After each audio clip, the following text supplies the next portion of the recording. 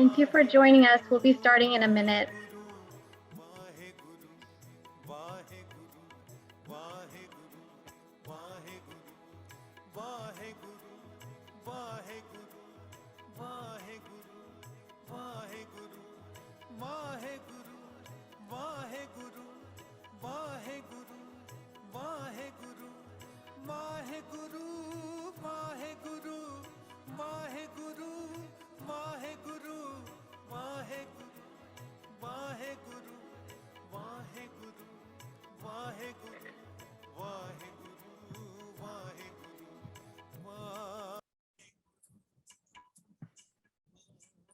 Thank you everyone for joining us.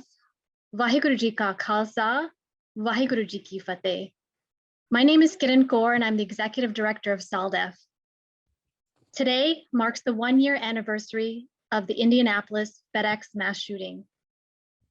On this day, a year ago, a gunman came into the FedEx facility and fatally shot 8 individuals, including 4 Sikh Americans. Omarpreet Kaur, Amarjit Sekhon, Jasvinder Kaur, Jasvinder Singh, Matthew Alexander, Samaria Blackwell, John Weissert, and Carly Smith, and he injured many others. I would like to take a moment to remember the lives lost in this horrific tragedy.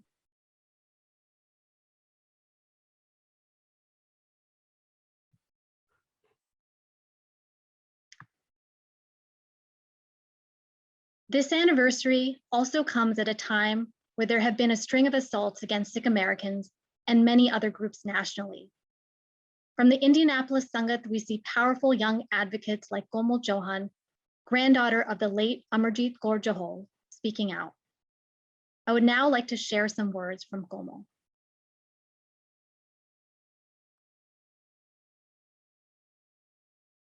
My name is Gomo Jahan. I'm a community organizer here in Indianapolis and family to the late Amarjeet Johol. I can't believe it's already been a whole year since the FedEx mass shooting. On some days, it feels like it wasn't that long ago because of how some people in the community are still traumatized and trying to figure out how to cope with what they've seen. And on other days, it feels like it was so long ago because of how little progress has been made to ensure an event like this won't happen again. One pure thing that came out of this tragedy was the awakening of the spirit in the community to fight for what we believe is right. We believe that we aren't being seen by our officials, and that is why we're standing tall a year later to let everybody know that us Sikhs must take control. Once the cameras went away last year, there were a few that stood among us to fight for the safety of our people here. SALDEF was one of those organizations.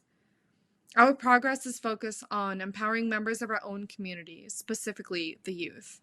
They are our future leaders, and we must teach them to fight for justice and the liberation of our people. Educating members of our own community is the one thing that we have in our control. By spreading knowledge, we can encourage our own to get involved in the outside world so they can influence people to stop events like this from happening again. I stood beside the greater Indianapolis community to fight for justice for the numerous lives lost to gun violence throughout the years. But I never thought that I would be saying the name of my own family as I talk about gun violence. Yet here I am today. My grandma had many plans, as many of you grandparents normally do as you shuffle between your grandkids, that she will never be able to see through. All that any family can do when they lose someone is grasp onto the wonderful moments that they did share. It hurts to this day to see the people I care most about in pain and not be able to do much on my end, but to finish law school and continue my advocacy. I hope moving forward you cherish your grandparents more because not all of us get more moments with our own. And I hope you realize that this fight is on us.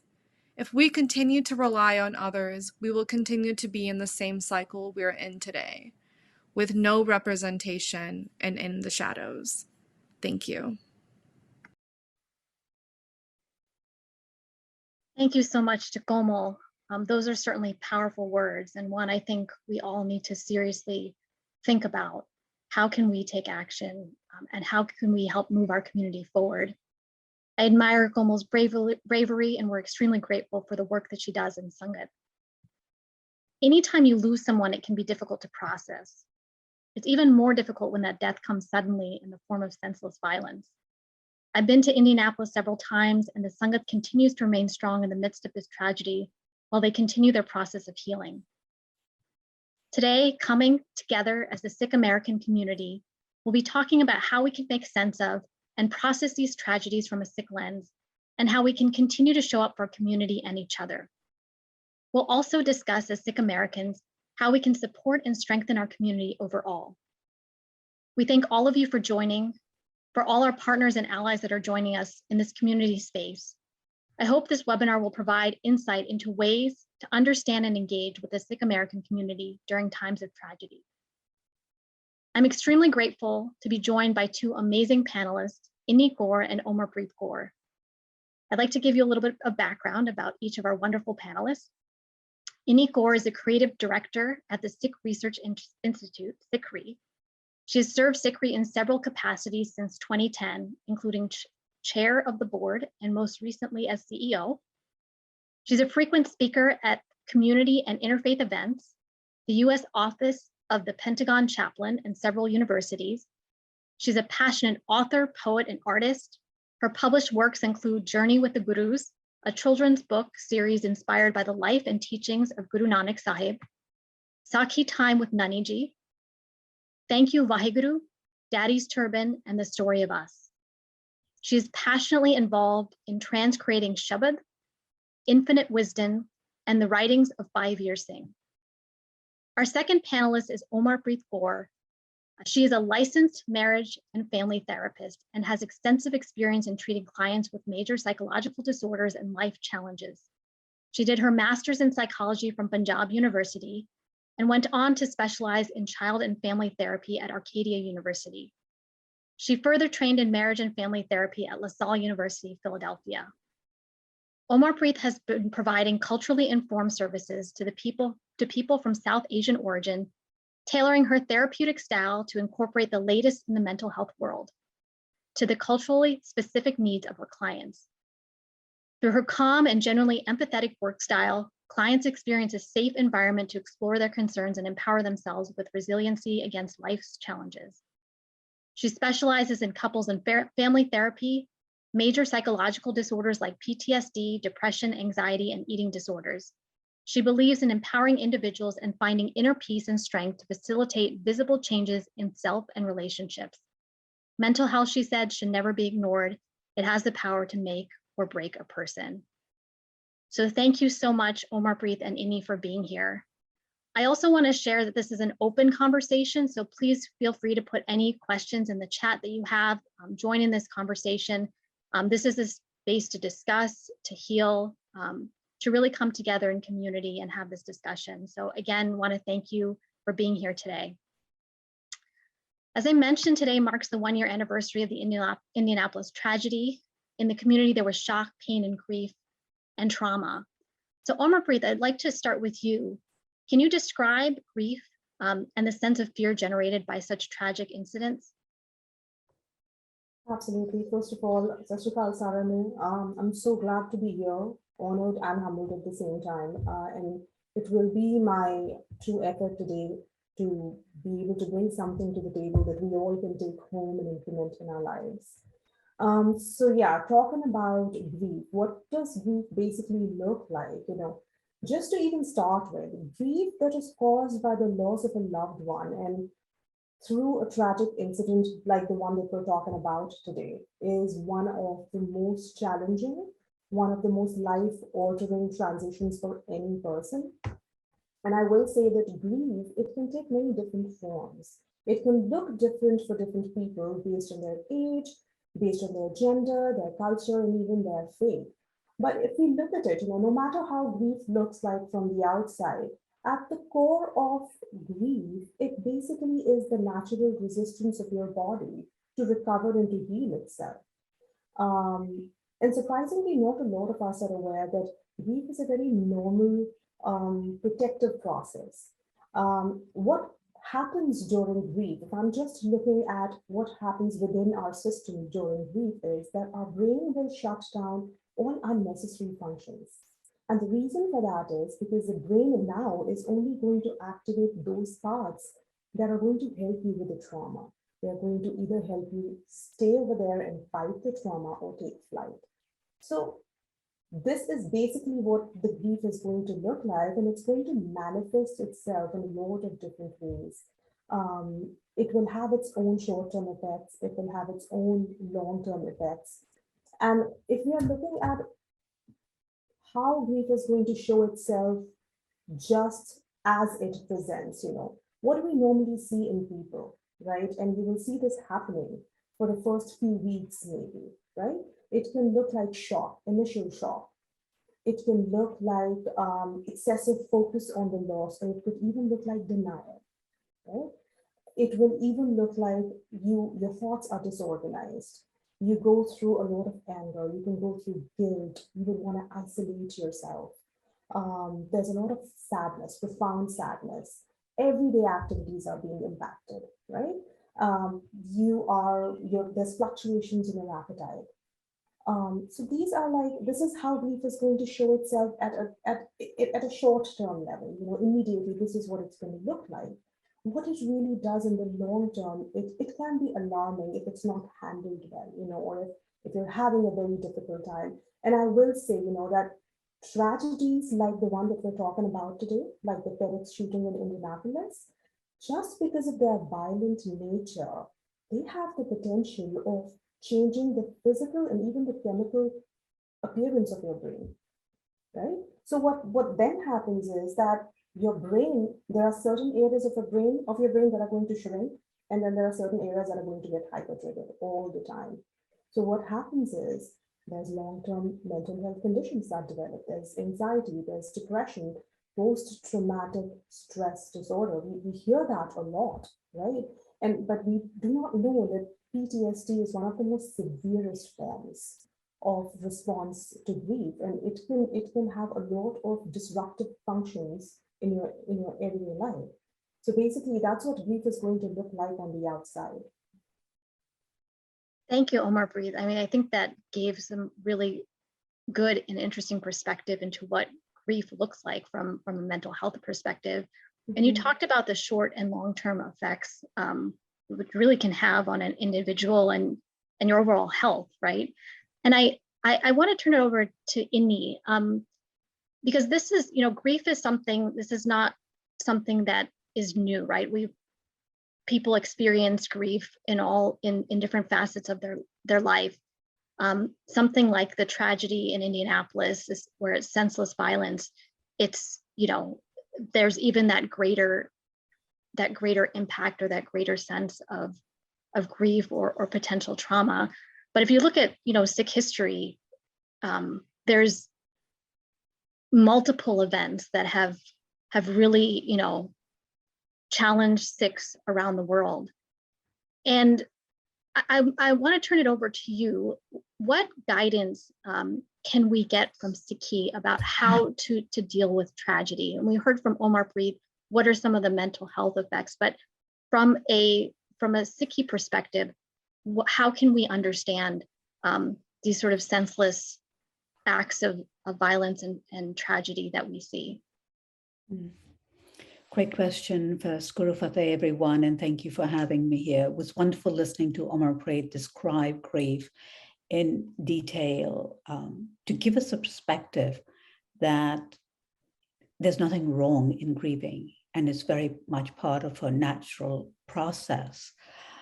And you have asked, Kiran, about the Sikhi perspective. So in the Sikhi perspective, we look at everything through three lenses: the lens of Gurbani, the lens of Tariq, which is our history, and the third one is Rehat, our lifestyle.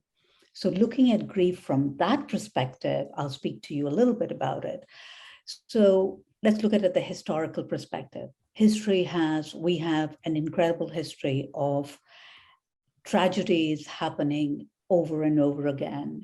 We've had the fifth Pacha being martyred. We have the ninth Pacha. We have our history then by Mani Singh. We have the Kalukaras. We have the 84, right? We have 9/11. We have all these things that are part of our history, where individually we grieve, but also as a community we grieve. So that part of is how do we handle grief?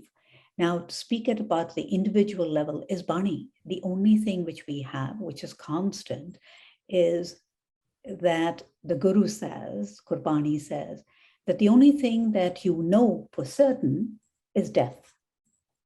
We don't know how we're going to die. We don't know what, but that is for certain. So how can you make your life fruitful? And the way to get comfort, sukh is comfort, is in remembrance, in Simran, in remembrance when you are connected to the source, when you're connected to Ikumkar, to Vaheguru, however whatever word you want to attribute to that source. So that provides us the strength, that provides us the comfort. And then the Rahat is, when I say that the lifestyle of a Sikh is that no matter how great of a tragedy it is, or how great of incredible injustices, that we rise, we find strength in that within ourselves, we support each other, we stand together as a community, and we rise. So that for an individual, if we say this, every incident that has happened, that we are finished from it, that itself is death. Death is really when you look at the tragedy and say, how can we find strength and grow together as a community? And while we say that we make sure that this cannot happen again, we cannot even say that because we don't know. What we can say is, let us find the tools, let us find the strength that will, and let's put mechanisms in place. When things of this nature happen, we are better equipped to deal with them and provide the source, provide the guidance. But the strength really is from within. There's strength within as each individual, and the strength then with the organizations like SALDEF is doing and bringing Omarpreet and making sure that when things of this nature happen, that you have the healthcare professionals right there to work with the community, to work with the members who are there.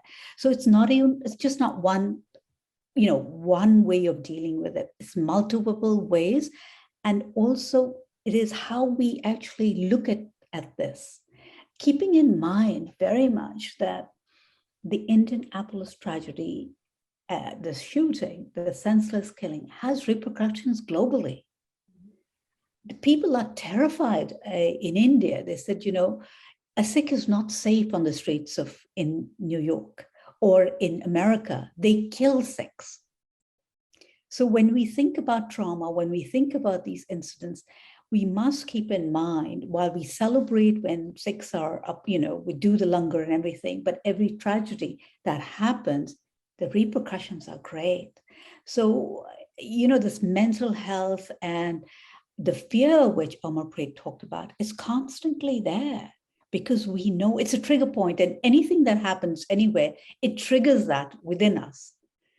When the incident of Afghanistan was happening, when all this took place a few months back, within the community, there was this, okay, Sikhs are going to pay a price for it in America because the images that were coming on the screen. So that's trauma, that's building in the fear. So how can we equip ourselves? And for the families who have gone through this, it's constant. And the point is that how can we as a community stand together with them, people right there, and strengthen them? But it's a lifelong, grief is lifelong. And may those memories which they have of their loved ones become sweet in time. Right now, a year is too short of a time for them to even process that and come to that. But it all comes from when you have that inner strength and the belief that that everything is happening in hukam, in divine will. And if everything good, bad, different, ugly is happening in them, how can we as individuals accept that gracefully?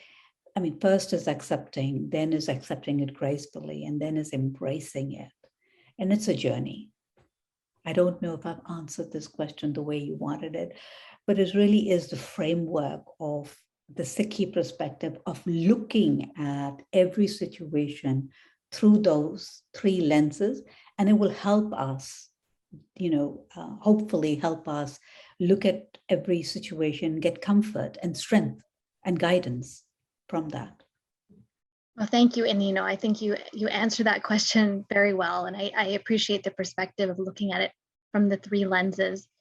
I think for me, I know we were talking earlier about, obviously accepting Vaheguru's hukum and sort of an internal journey. But Sikhism in some ways is unique in the sense of our concept of Sangat, right? And we come together in community as well. We come together at, in a divan, we come together at the Gurdwara, and we show our support and solidarity, with members of the affected individuals. And I would just wanted to maybe talk to both, kind of open up to either one of you, if you can talk to the importance of that and how that's maybe unique in Sikhism and how that, applies in also a mental health perspective. So I'll open it up to either one of you. The other question, since I know I'm going to forget, otherwise I'm just going to throw my questions out now. Inni, I know you talked about the historical sort of events that Sikhs have had to deal with and tragedies and very difficult situations. Omarpreet, I was wondering from your work if you see different types of responses in different generations, and if that the mental health response looks a little bit different, or if there's things that you should consider across generations. So I will let either one of you answer the question about Sangat and then the question about dealing with these issues across different generations. So, Omarpreet, if I may, I'll answer the Sangat question, then we can have a back and forth on that. Would that be okay with you? That sounds good. Yeah, great. So Sangat is really extremely important. The presence of you being there. And I can't stress that enough in tragedies, that your presence, being there, you don't need to say anything, because in events like this, there's not much you can say, but your presence counts. Each and every one, when you are there physically, when there is an event like this taking place in Indianapolis, the fact that the entire community comes together, there is comfort in that. That you're not alone, because the first thing that happens that everyone, in I'm sure Omarpreet can speak much more eloquently to this than I can, that this feeling of isolation and loneliness, that all of a sudden, everything has been taken away. But when the Sangat comes together and you are standing there tall with them, that we are with you, there is a underlying comfort. That grief is you're comforted tremendously. So what I do want to share is let us not think that we cannot do anything. What can we do? So what is the point of going? No, your presence is very much needed. It also shows that you care as a community, because what happens to one Sikh globally happens to all of us. It's actually in our DNA. We've been programmed in a way that we think of ourselves not as individuals, but as a qawm, as a community. So when we celebrate what is happening in Ukraine, when there are, where the Sikhs are serving langar, the same way we feel the pain when a tragedy occurs. So it is at one level a personal tragedy, grief, and at another level, it's very much a community tragedy, and the community feeling of a loss. And what can you do and how you can serve? And as Sangat, that many of us will do multiple things, and each one of us is gifted in different ways. So look at the strengths that you have and how you can serve, but be there, be present very much. Maybe as you know, there is a saying, when there is a happy occasion, you may not necessarily want, everyone is there and everyone wants to celebrate. But I would say in an occasion like grief, your presence is mandatory, is really needed. your support is really, your presence is whatever you can do. And whatever you can, some of us are blessed with maybe writing editorial pieces. Some of us are great at media. Some of us are great at service. Some are great as just holding a person's hand. And some of us just great at just being present. Your presence is very much needed. So Sangat is vital in Sikhi. It is really not while it's an individual journey, this is a qawm, this is a community that thrives and prospers and mourns and celebrates together. I could not agree more, India. I think one of the most important things that you have mentioned is the solidarity behind just the concept of Sangat, right? And if I am now joining the dots with the perspective of mental health, right?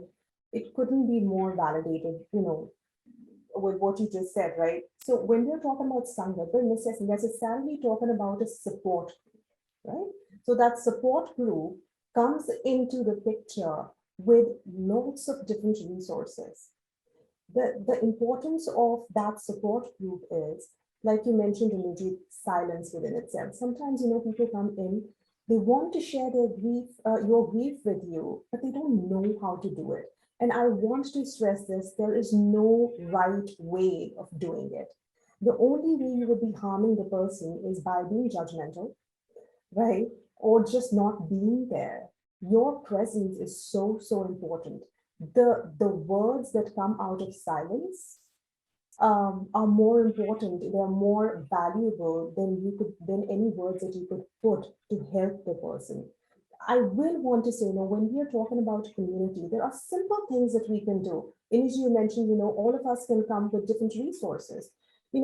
Families that are, in my experience, that I have worked with, that have experienced these kind of losses, there are direct impacts in their lives. And they could look like, now their house is completely disorganized. There is a spouse that does not have a partner anymore. So this spouse has to pick up 2 jobs. And you're picking up 2 jobs. Now your children are not only dealing with the physical absence of one parent, they're also dealing with the attentional absence of another parent. So this is like a double loss for them now, right? So as that support group, as that Sangat, you can come in with childcare, you can come in with helping them run errands, you can come in with just sitting with them, just consistently checking in with them, offering your help and being okay if they do not need that help in the moment. So remembering it is more about them than it has anything to do with you in that moment. It's more about the grief that they're experiencing. So as a support group, as Sangat, you can come in various different forms and you can help your community members process this grief in a much more efficient manner. They don't feel low. There's that feeling of, that prime feeling of loneliness that comes in with these kind of incidents. You can definitely, your presence, that's it. Just be present. That's it. And that's enough. Yeah. Thank you, Omarpreet. Mm-hmm. Kiran, you had asked another question. Omarpreet, that's probably a question which you can answer. Right. Is the grief in the generations, how we are processing it.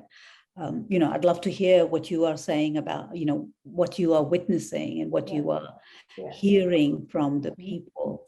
Yes. So I will definitely say, if I have to just talk about, sometimes we see that, adults, they process grief differently and children process it differently. They process it differently, but they view it as almost the same. And it's important for us to remember that within every adult is an inner child, right? And every time that there is a threat like this, a tragedy like this inner child is now fearful. What is the threat that we're looking at? The fight and flight response that we were talking about? The fight and flight response will only come in when there's a danger in front of you, right? And what is this danger now? The danger over here is what is going to happen within me, my life. There is this complete uncertainty about what is my life going to look like in the absence of this person. There is this fear around, now I have to learn to live my life around the absence of this person. So it's unlearning a way of living and learning a completely new way of living. And you're not very sure you're going to be happy doing that. There's a lot of fear around it. So at the core, grief is going to be same whether it's adult or it's a child, but it's going to be manifested very differently for them, right? So if we're talking about an adult, for an adult, I see adults coming in with grief that is manifested through there's profound sadness. They cannot focus. It seems like to them, that there's a moment where they have moved on with their lives, and then suddenly everything hits them again and they're back to square one, right? So these are the moments where I do want to stress that you could just visualize grief as, when you see a toddler trying to eat an apple, what does a toddler do? He's going to come to the apple, take a bite, run away again. He's going to come back to the apple, take another bite, run away again. Grief is going to look pretty much like that. So it's going to come, it's going to hit you, it's going to go away. And when that happens, you want to understand that grief is taking its normal course with you. It's supposed to look like that, right? So if you're an adult, you're going to experience all those symptoms that we talked about earlier, right? With children, we have to be very careful. Now, if we are talking about children under the age of 2 up to 2 years of age, we have seen immediate reactions in the form of complete loss of speech. They develop mutism or selective mutism, where they're only speaking in certain specific situations and they're completely mute otherwise. So this is children up to the age of 2. When we're talking about children between the ages of 2 and 5, they will show their grief basically through disturbances in their bodily symptoms. They will start getting sick more often. They will complain of belly aches, headaches. Their sleep is going to get disturbed. So their bodily functions they are disrupted now. Now, if we are talking about school-age children, you will see that mostly through their behaviors. They get very withdrawn, right? They will get withdrawn, and then there's an excessive focus for them on their own health, or then their focus shifts towards taking care of everybody around them, right? Then for them, specifically for boys, we have seen in particular with them, they will express their grief through aggressive acts, right? Now we're talking about teenagers. They will mostly process grief like adults do, but their life stage is such that there is this prime need to want to fit in, right? Because they want to fit in, they're going to suppress a lot of their feelings. A lot of vulnerabilities are going to get suppressed. And the problem with that is it might help them fit in the moment, but it could lead to a lot of other psychological problems later on. So it's going to look very differently it's going to manifest differently for different age groups, but at the core, it is perceived as the same threat to the stability of our lives. Because if we really look at it, tragedies like the FedEx shooting of Indianapolis, what really happened is, that inner child, right, with that inner child is now fearful because suddenly someone that was a very constant presence in their lives has suddenly vanished. This person has been snatched away so violently, they didn't even get to say goodbye.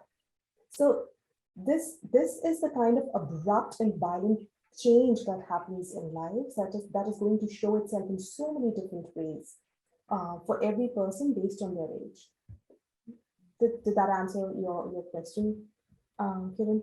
Yeah, no, that was fascinating. And I feel like I've seen a lot of those behaviors in people that I know that have experienced tragedy. That's really fascinating. I appreciate you breaking that down, Omarpreet.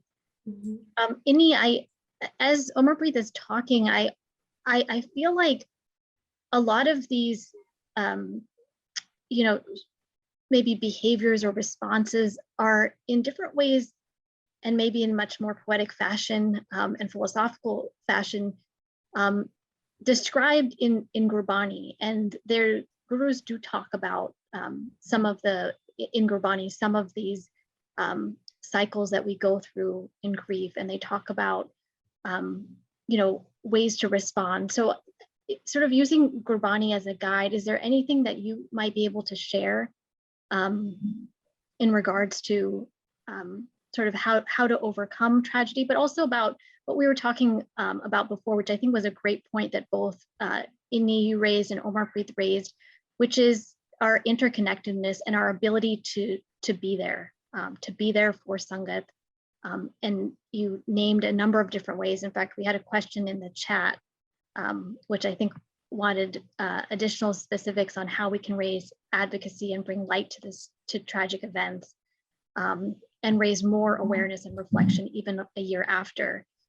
So I'd love for us to address that question, but also just talk about, again, from a Sikh lens, how we can do this, what guidance can we get from Gurbani?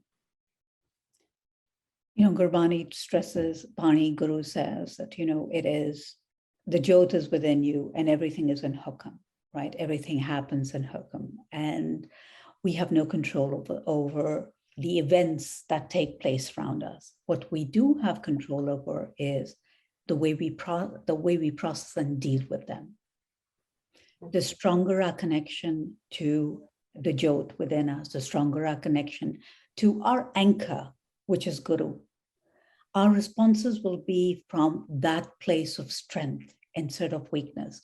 Now, I'm going to say not everyone is at that place where they have that inner source, where they have that inner solace. But that's the only thing Guru has said. Everything else is temporary. This world is a play. And we are, if we look at it, we are actors in this play, doing the best we can, and we should to serve, to be here to make this world a better place. But we have no control over that. What we do have control about is the way we think, the way we process, and how we deal with it. And I want to stress on that. And that strength really comes from connecting with the Guru. We as a community can only stand tall and can only be strong enough if we are connected to the source. Because so long as we're connected to our source, our thoughts and processes and everything will be aligned with Sikhi, with the Guru's vision. Yes, we can all of a sudden say, an incident, a tragedy like this, or any other one, all of us should become advocates and start talking about, picking up the kirpan and saying, we are the soldiers. But I want to stress, where is the Sant in you? Where is that place of knowing what to fight for, knowing what to say? And I'm sure you are quite aware that sometimes in our spirit of wanting to say something in events like this, when we are not well equipped, we say the wrong things, which end up hurting the community. So to be aware that not every one of us can be in front of the media, to be aware of our actions when we say that, and to develop that strength within us, to be able to really look at situations. And I can't stress that enough. I'm sure you know that most, because at times when I read statements from, which people have said, which are really contrary to Sikhi, I'm saying this is not what it is. And it's because we are acting out of a place of fear. We are acting out of a place where it is a norm among communities. I'm giving you a short example where people talk about revenge, and there is no such thing as revenge in Sikhi. There is justice, but there's no revenge. That's a foreign concept. But because we are not connected to our source, because we are not connected to Gurbani, hence we don't understand the Sikhi principles. And therefore, we end up saying things that hurt us as a community. So Omarpreet said something really wonderful, which I totally believe, but hearing it from her reinforced my belief that, being there, your silence, your presence is so much needed. And the strength for the people is that as much as you want to lash out because, we are injured. And the idea that when you are injured, you want to retaliate. That's the natural step. But let us learn that this is not the way. And as a community, that if we can become aware that not everybody can be a spokesman. And the person who's going to be that spokesman, let that person be rooted in Gurbani and say it and lead the Sangat and be there speaking about it. That's why when we have events where there is great pain caused, we as a community get together, we pray together, we find strength and solace in that. But Bani is the anchor, nothing else. And then we have, from that, we allow the professionals who know how to set laws in place. And those laws are rooted from our Bani. This is our strength. I cannot fight the laws. I do not know the laws. I don't even know how to construct a law. But I look at you at SALDEF. You know the American Constitution. You know what our rights are. You will fight for them. I will be there to support you. But I'm not going to be the one to speak about them because I don't have that knowledge. To be also aware, to let the people who know handle certain situations, and where I can serve, I must. But that wisdom comes from Bani. Thank you, Inni Kaur. That was really really insightful, and I think really shed a lot of light on I think some topics that are important to delve into in this conversation. I just want to you talked about revenge. Not obviously not being a concept in Sikhi, but justice is. So if you can just spend a minute or two, because just to kind of dissect the concept of justice a little bit in Sikhi, or explain it a little bit more so it's clear for everyone. Right. So if you look at our history, there's always been justice, right? Even in 84, there was justice, but there was not revenge. This word, because if you believe the Jyot is in everyone, and there is a separation, and we stand for that. It's not that no matter what is being coming to us, we accept. No, we stand up and we fight for the justice, for the rights, because it's not only us, it's every community, anybody foreign or anything. So when we fight for the rights of ours, we are actually fighting for the rights of everyone to be treated in a manner which is deemed necessary. But when we say we are going to attack, then it makes us no better than the other community or the person. And remember, it is one person that is attacking. So to say that person, revenge for that person, are we inflicting that pain on that person's family or whatever else?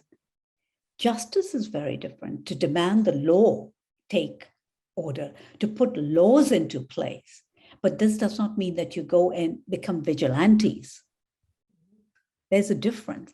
And even in our language, when we say that, we will fight for our rights, but we don't say we will revenge. We seek, we're going to get revenge for this. That is not a word which we use.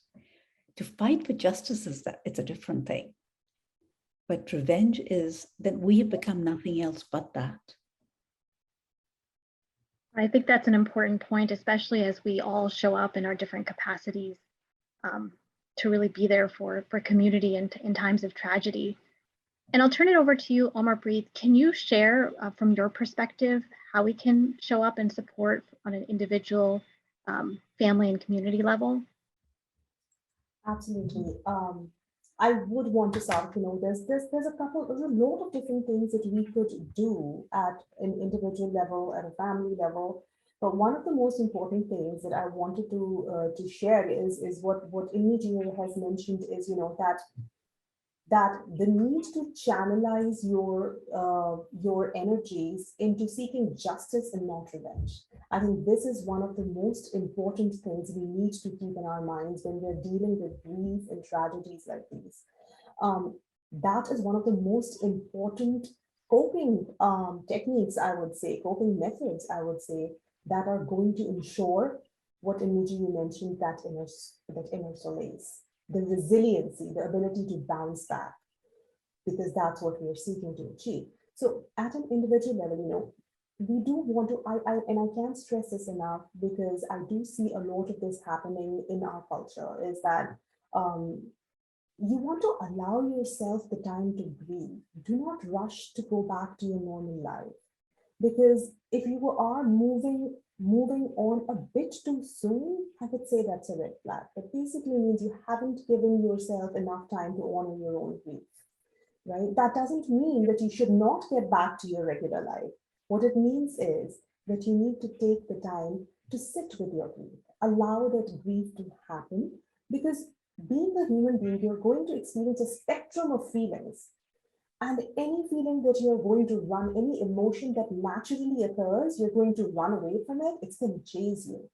So you're going to have to sit down with your own grief. And especially for men in our culture.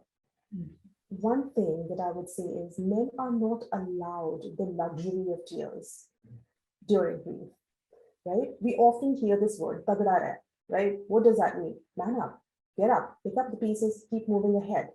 What that does is it just suppresses that natural reaction or response of your system that has been endowed, right? You're naturally trying to suppress that, and it's only going to create more problems for you later on, right? So that at an individual level, please allow yourself the time to grieve. That is super, super important, right?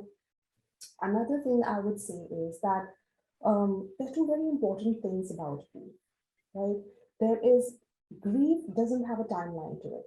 There is no one specific time that you're going to stop grieving. In fact, in my personal experience, in my work with my clients, one thing that I have noticed is that grief never really goes away anywhere. What you do is you embrace that grief at some point. You start to accept that grief. Going back to what we were talking about, about the Parna, you accept it, you embrace it, and you keep moving ahead in your life with it, more with the bittersweet memories than it being all bitter. So that's what basically grief is going to look like. You will learn to carry that grief with you in a very, very resilient manner. So you want to allow yourself to understand that grief may continue with you in your life, but it will look differently for you as you keep moving ahead. Another thing is, like I had mentioned earlier, grief is going, it's not linear, it's not unidirectional, it's coming back in loops. So if that's happening, do not lose hope, do not feel that you're relapsing back. Once again, it's a normal course of grief with you, so do not get don't get anxious around it. So these some do's and don'ts you want to keep in mind. Another thing is you want to develop a self-care routine, which has to be a non-negotiable. Take the time out for yourself every single day. Have a fixed routine for yourself. You want to get out. You want to move your body. You want to eat nutritious food. You would also want to get out and get enough sunshine. You lean on your trusted people. That's very important. Try to fight the urge of wanting to isolate yourself for a prolonged period of time, because you have people around you that have the ability to help you bounce back. So you want to utilize your resources also. And most importantly, one of the most concrete things that we can do is learn to do breath work. Because if we pay close attention, every time that we experience an emotion, whether we're happy, we're angry, we're sad, we're frustrated, we're anxious, the direct impact, the first thing that's impacted in our body is the depth of our breath and the speed of our breath. So if we can learn to regulate the flow of oxygen inside our bodies, you will be able to regulate your emotional states much better also, right? Another thing is meditation. Very, very important. A lot of us do not know how to meditate, but if we can utilize this resource, the meditation is one of, I would say this is a huge treasure that has been endowed. We've been given this treasure of the ability to meditate, which is, what does meditation basically do? It centers you, it connects you with you, right? It connects you with that healing power that we've been blessed with, an inner healing power that we've been blessed with. So learning how to do breath work, learning how to do your meditation is very, very important. Now I want to talk about, the family level. When you're saying as a family, how do we process grief? So many families have been impacted by tragedies like these, right? So for parents, it's a little bit of a tough thing to do, because now it would always be beneficial for your family if you can be a good role model for grief processing. And how could you be a good role model is you want to express your emotions and your feelings and not hide them. right? You want to allow them and show them what is going on with them. Teach them how to put that into words. That's very important. Another thing is, if your child feels like crying, or if you feel like crying, don't check the tears. Let the tears come. It's totally acceptable. You want to hold a very safe space for your loved ones, for your family, to be able to express their emotions as they come, right? Another thing is, when you're talking to your children about grief, one simple thing you want to keep in mind is children will identify their thoughts better than they will identify their feelings. They will respond better to what are you thinking to as compared to what you're feeling. So whenever you try to talk to your children about grief, try to target what is going on here rather than what is going on over here. It'll be easier for them to connect the dots if you start over here. Easy for them to say, this is what I'm thinking. I'm thinking about the time that we did this. And then you can go on to, oh, can we talk about how that was, what that made you feel? Were you happy? Were you sad? Were you angry when that happened? So start with the thought and connect it with the feeling for your child. Then do not stop talking about your loved one. Do not stop talking about your loved one. You want to, in fact, start talking more and more about them so your children feel that they start normalizing their grief. So if you are showing them the ability to be able to talk about a painful thing, they will learn that that threat is not as big as it looked for them, right? So above all, I will say, most importantly, please let's not expect our family members to snap out of it. There has to be a lot of patience. There has to be an intense amount of empathy that we have to practice for them to allow that grief to transform itself as they move along. So yeah, individually and at a family level, there's tons of things that you can do. They can be hands-on and they can even be just about being present. Yeah. Thank you, Omarpreet. That was incredibly powerful. And just sometimes that process of acceptance and even just dealing with it. I know even in my own personal life, I think with many others, you want to sort of run away from things that are painful or hurtful, but you never quite get past it. And I think what you're talking about, that process is incredibly difficult, but incredibly powerful and needed to move forward. I just want to ask Inni, if you wanted to add anything in terms of remaining resilient. You know, we've talked a lot about acceptance, but not all of us are sort of at that place where we, you know, can readily accept or, you know, understand that this is, you know, fully within Vahiguru's hukam and you know, create that that understanding. So I'm just wondering if you have any thoughts on that. And then I think I'm going to ask both of you. The last question is sort of call to action regarding mental health and also, you know, again, acceptance and support for our community. So I will roll all those questions up in one since we're approaching the end of the hour. Right. You know, accepting, embracing, you know, first acknowledging there is such a thing in Sikhi as hukam. That's the first step. That if we come to believe that is its hukam, then there's the question of accepting it. Then is the question of embracing it, where the embracing is tera pana meetha lage, sweet as thy will, I accept it with grace. But not everyone, as you have said, can be on that journey, and it takes time to get there.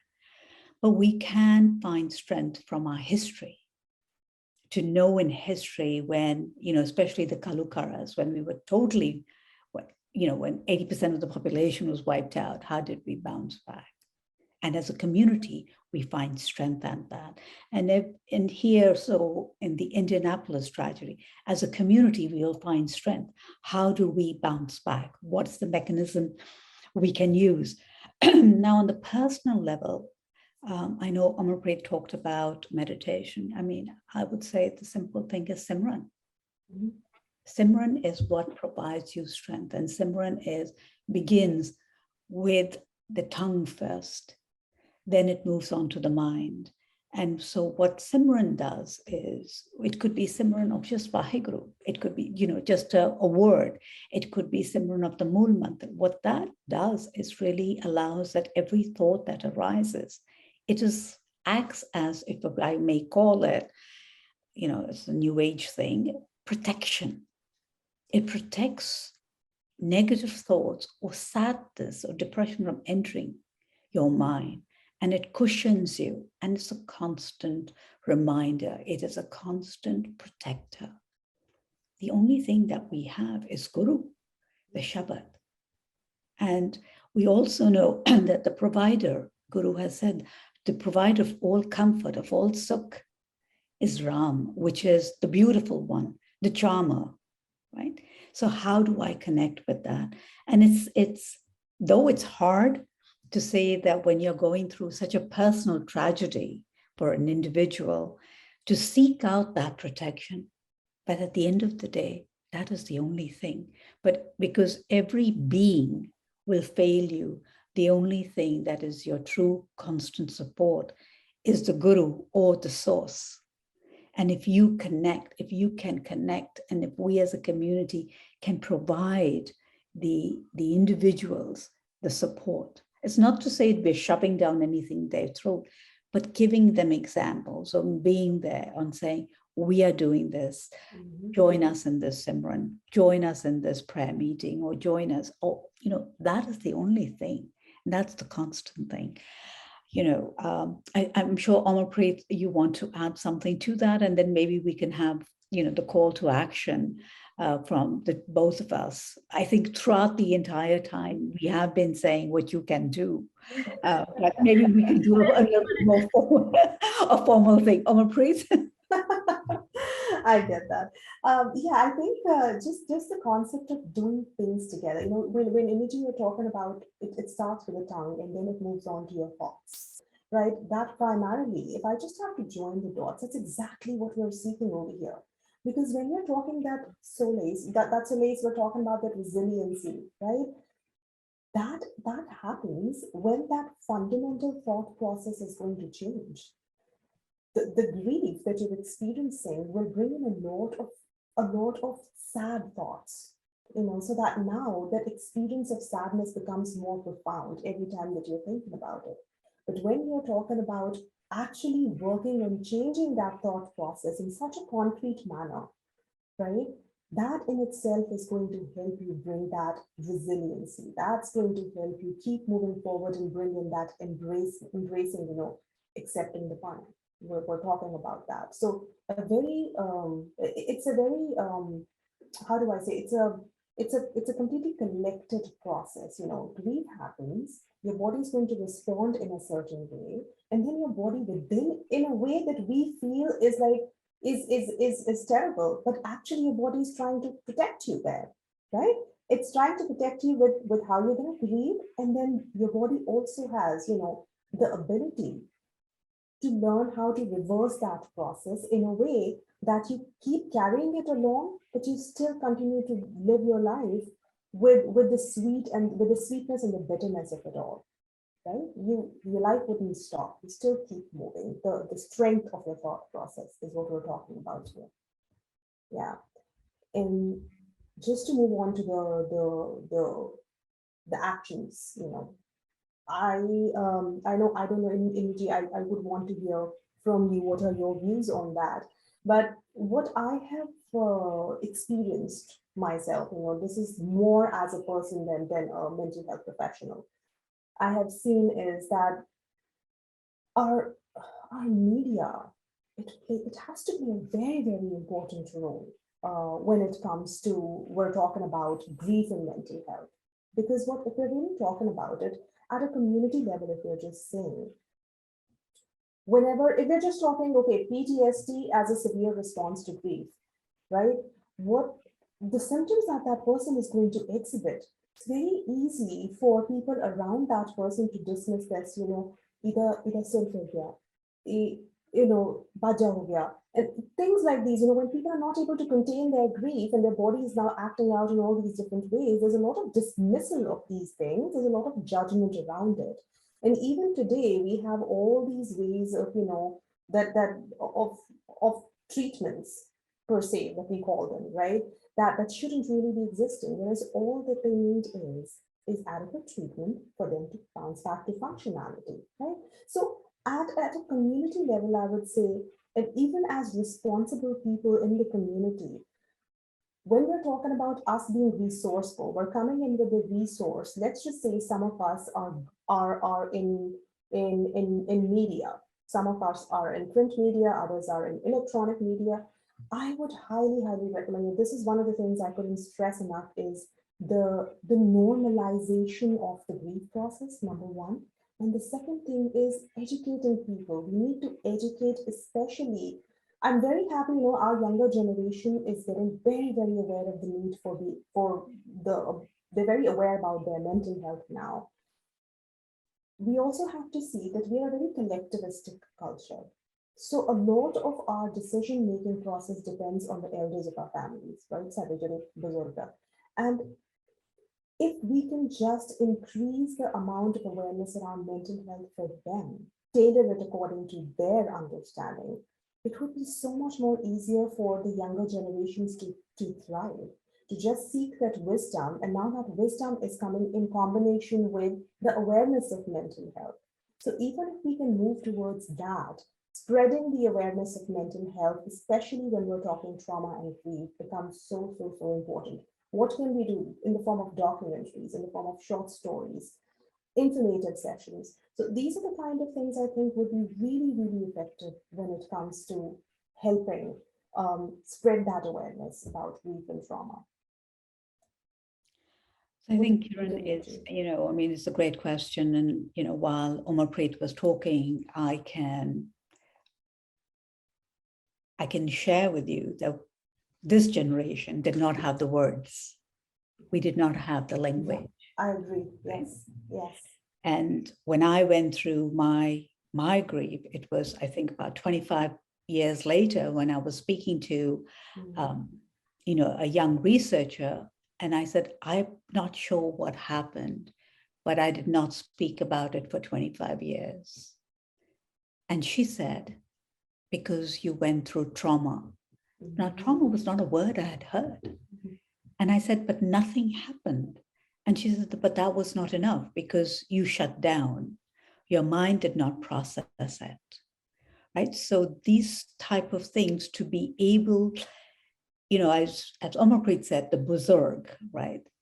It's very difficult when you are being, as an immigrant community, as a community who suffered partition, as a community who suffered 84, to be in a situation where you can allow yourself this luxury of talking about trauma. It is a luxury, mind you. Yes. We did not have that. We were not allowed. We did not give ourselves permission to talk about it because there was so much to be done.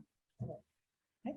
So when you say the younger generation, is because this older generation has created that space. So when you as a community, the community that is suffering, the people that are suffering come from that culture of saying being resilient, but keeping it within themselves and not having the language to talk about it. So in the Gurdwaras, where I would say when the community, when organizations are going to recognize that the older community will not have the tools. They do not have the language. They do not have the permission to talk about it. And to be able to provide something different from them. The words that we use for that set is going to be very different from the words which we use for the 20s and the 30s who are born and raised here. They're two totally different sets of people. And the way you handle that, I think, and that's the challenge for the Sikh organizations, to be aware that the immigrant community has different needs. They're two separate sections. And for the younger generation to be patient, because they have not been through partition. They have not been through 84. They have not been through a community loss. And so therefore the personal loss and everything becomes amplified because all of a sudden you're actually back to that. As much as I am very much a product of the diaspora. The Ukraine war, I can tell you that I'm looking at the refugees and I'm thinking about my grandparents, my parents. Did they go back? The answer was no. So how does that kick in? Because it's in our DNA, because what we have suffered. Now, somebody who has been born and raised here, that thought would not occur to them because they have not heard the stories. Yeah. So to be very much aware, and I would say, to be really actively involved, the generation that can speak, can know the tools, has the ability to really be there and be advocates for the community. Please, not armchair generals. We need activists. There's no such thing as a like. Being on a like, liking a post, yes, fine. Or sharing, that's fine. But really being there in a position of going to the organizations, whichever organization they support, and say, I'm here, use me. That is being proactive, because then you are channeling your energy and your talent in a productive way. And we as a community, the more we are together, the greater our strength is. So however you can do that, do that. That is the first part. And each one of us has a responsibility. And not to say that, well, I don't know, in our own communities, we have a responsibility of making people aware of who Sikhs are or who we are, and through our actions. We don't need to carry a banner, I'm a Sikh. It's our actions that will want people to know who we are. So be those ambassadors. Sikhi is about being an ambassador. So be those ambassadors.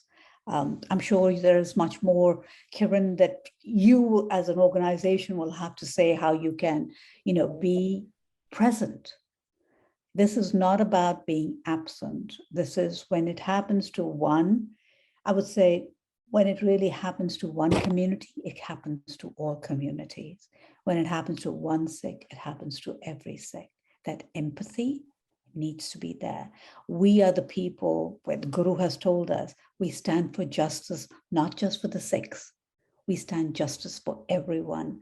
The ninth Guru, Guru Tegh Bahadur Sahib, he gave his life, not for the protection of the Hindus, not just for that. When we say that, that's making it very small, but he showed us the right for everyone to practice their religion, their faith, in the manner they so choose to. So for us, the right to live in the manner we choose to, is that justice? Is that, how can we take that? That's our history. That's what we draw strength from. And that is what the message which the Sikh organizations amplify. Why do we fight for justice? Because it comes from, from the life of our Guru. We cannot just hide in a corner and shy away. No, we will stand up. We will stand up when Black Lives Matter. We will stand up for women empowerment. We will stand up for these things. We will stand up for and be there for the people from Ukraine. That is what we are. So it's not just one thing. When we become advocates, when we get conscious, when we raise our consciousness, then we become really the ambassadors of the faith.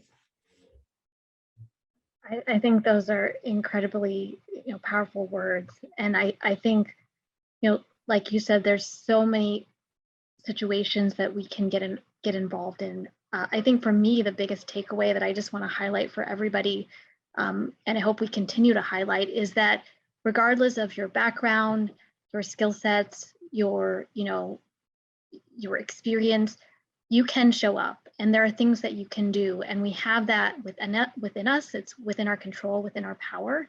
And I think all of us showing up in these different ways is what strengthens our community. So I think it's a lot of times these situations are overwhelming. We've even talked about ways of just simply being there, right? All the way to, other actions such as, changing laws. And I know there was a comment in the chat about law. Thank you, Simmer. So definitely point noted about even systems that are rooted in colonialism and other unjust systems that we have. We can all make a difference and fight for justice in different ways. And again, I think that's the strength of our community and what we should all be working towards. And I know we're a little bit over time. Omarpreet actually gave a great segue when she talked about the way that we can, work with media and amplify our stories and our messages. So I would like to turn it over to Amrita, who is SALDEF's communications manager, to just say a couple words about SALDEF's social media toolkit and media toolkit in regards to this tragedy. Sat Sri Akal, everyone. I'm Amrita. Just want to say I feel honored to be even a part of this panel of such strong, inspirational Sikh women. I know I've learned a lot, so thank you so much for staying with us. So in the chat right now, I'll be dropping the toolkit, which we've developed in the media team to really help with your advocacy and awareness and messaging guidelines for the Indianapolis event. So feel free to use any of the language or graphics that we've developed within the toolkit. Yeah, that's about it. Thank you, Amrita. And certainly I encourage you all to look at the toolkit, provide any feedback that you have, and certainly, amplify as much as we can our stories and, what is going on in our community and across different communities, because I think we all, again, want to show up in different ways. This is one of the many ways that we can show up. I know we're running a little over time, and I personally feel like I could have another hour-long discussion with some of the topics that were raised here today, but I know, Inni and Omarpreet have been extremely gracious with their time. Inni just got back from overseas, from India this morning, and agreed to be on this panel. So I am so appreciative of her graciousness and her, again, willingness to be here with us today. And Omarpreet, it's been incredible being in conversation with you. I think you've really highlighted some important points, and I've learned a lot from hearing you speak today. I hope we can continue this conversation. Again, want to thank everyone for being here today. This is certainly a solemn occasion for our community, for the broader community, the Indianapolis community. And I think, to me, the biggest lesson that I've learned, and I've learned many today, and many new things today, but I think it's that we can all show up and we can all make a difference. I know even myself, there's times where I feel it's difficult in these situations and tragedies. You don't know how to approach them. You don't know if you're going to say the right thing or do the right thing. But there is, as Omarpreet said, there's no right way, to show up. Start with showing up. And I think that's where we need to begin. So with that, I will wish everyone good night. Thank you. And we will see you soon on our next webinar series. Thank you. Thank you. Thank you.